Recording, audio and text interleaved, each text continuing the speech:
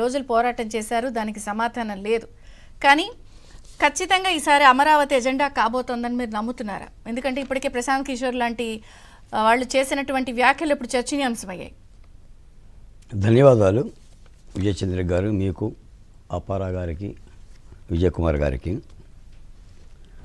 రేపటి అసెంబ్లీ ఎన్నికల్లో అమరావతి ఎజెండా కావాలి, ప్రతిపక్ష పార్టీలు కూడా దాన్ని తీసుకోవాలి.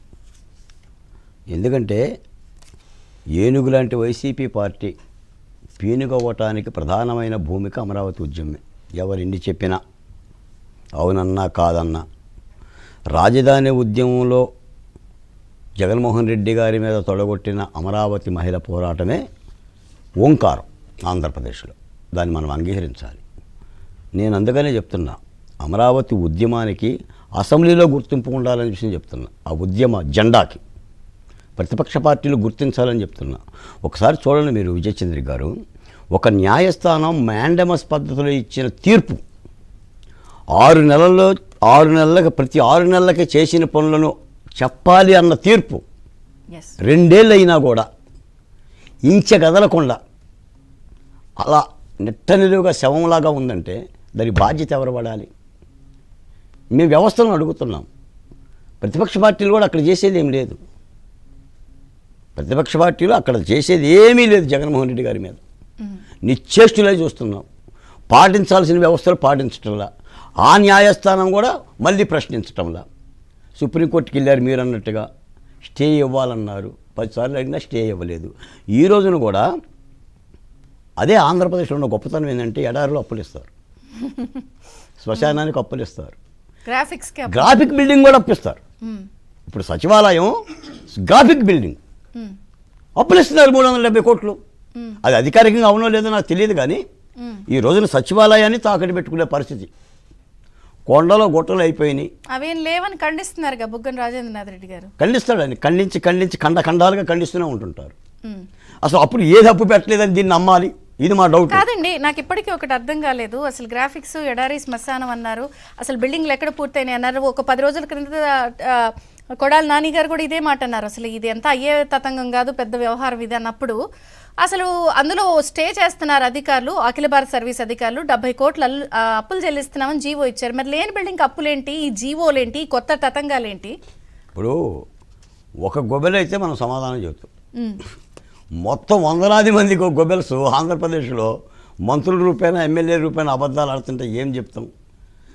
మేము అదేగా చెప్తున్నాం మేడం. ఇప్పుడు వైసీపీ ప్రభుత్వం ఇప్పుడు 4.5 సంవత్సరాలుగా పరిపాలన ఎక్కడ చేసింది? ఆ అమరావతి నుంచే చేసింది. మీరు ఎక్కడ కూర్చొని సమావేశాలు పెట్టారు? ఆ సచివాలయం, ఆ అసెంబ్లీ, ఆ న్యాయస్థానం.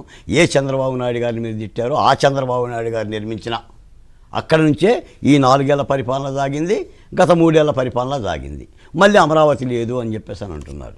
చాలా దుర్మార్గమైన విషయం మేడం అమరావతి. అందుకని రేపటి అమరావతి స్ఫూర్తిని కానీ జెండాని కానీ అసెంబ్లీలో నిలబెట్టుకోలేకపోతే మాలాంటి వాళ్ళం అమరావతి కష్టాలు తప్పవు మేడం. మీకు హిరణ్యకశిపుడు లేకపోయినా ప్రహ్లాదుడి కష్టాలు తప్పినాయేమో కానమ్మా, రేపటి ప్రభుత్వంలో కూడా నేను చెప్తున్నాను, మళ్ళీ చెప్తున్నా. అమరావతి ఉద్యమంలో 1600 రోజులు భాగస్వామ్యం కలిగిన బాలకోట చెప్తున్నాడు. రేపు ప్రభుత్వం మారినా అమరావతి కష్టాలు మాత్రం పెద్దగా తీరవు. ఎందుకంటే అన్ని గాయాలైనవి, కంప చెట్లైనవి, తుమ్మ చెట్లైనవి, కట్లపాములైనవి, తాచుపాములైనవి, కౌలు రాని పరిస్థితి అయినాయి. యుద్ధం ఎలా ఉంది? మీరు ఇందాక అన్నారు 2500 రూపాయల పెన్షన్ జగన్మోహన్ రెడ్డి గారు 5000 రూపాయలు వేశాడు. 2019లో ఆయన రావటానికి ముందు చేయాల్సిన నిరుపేదల పెన్షన్లే రాజకీయ వ్యూహంలో భాగంగా చేశాడు. ఇప్పుడు ప్రజలు దీన్ని చూస్తారు, 5000 రూపాయలు చూస్తారు. అంటే మొత్తం ఆయనకు సంబంధించి నేను ఒక మాట చెప్తాను మేడం, మీరు అడిగినా అడగకపోయినా ప్రతిపక్ష పార్టీలు అన్నీ అనుకుంటున్నాయి ఏంటంటే, ఇందాక మీరు పీకే గారు కూడా చెప్పారు, జగన్మోహన్ రెడ్డి గారి రాజగురు ప్రశాంత్ కిషోర్ గారు చెప్పారు, ఈ ఎన్నికల్లో మరొక పార్టీకి రాజగురు. ఆంధ్రప్రదేశ్ గురించి పీకే గారికి ఏం తెలుసు మేడం? బీకేకి తెలుసు, బీకే అనే బాలకోటకి తెలుసు. వాళ్ళు స్ట్రాటజిస్టిక్స్, వ్యాపారస్తులు. అసలు ఇదే పీకే ఆంధ్ర రాష్ట్రాన్ని ఎంత నాశనం చేసిన ఇదే డిబేట్లో మనం మాట్లాడాం. కోడికత్తి కానీ గొడ్డల వేటు కానీ ఈ దుర్మార్గమైన ఆలోచనలు చేశారు అని. నేనైతే I am not accepted PK strategy. ఎందుకంటే అందులో నిజం ఉండదని మాకు తెలుసు. ఎందుకంటే మేము అక్కడ ఉంటున్న వాళ్ళం కాబట్టి నేను చెప్తున్నాను, అభివృద్ధి అభివృద్ధి నోచుకోలేదు కాబట్టి ఆంధ్ర రాష్ట్రం అభివృద్ధిని క్షీణింపజేశాడు కాబట్టి జగన్మోహన్ రెడ్డి గారు తప్పనిసరిగా ఓడిపోతాడు అనేది ప్రతిపక్షాల వాదన. రైట్ ఒకసారి నేను ఒక మాట, అభివృద్ధి కంటే అరాచకానికి ఓడిపోతాడు. ఎందుకంటే మొన్న ఒక ఊరిలో మంగళ షాప్ దగ్గర ఎస్టీ అతను గడ్డం చేయించుకోవడానికి వెళ్తే సగం గడ్డంతో చొక్కా ఇప్పి కొట్టి వైసీపీ నాయకులు వెళ్ళగొట్టారు కళ్యాణదుర్గంలో. అంటే ఎంత దుర్మార్గమైన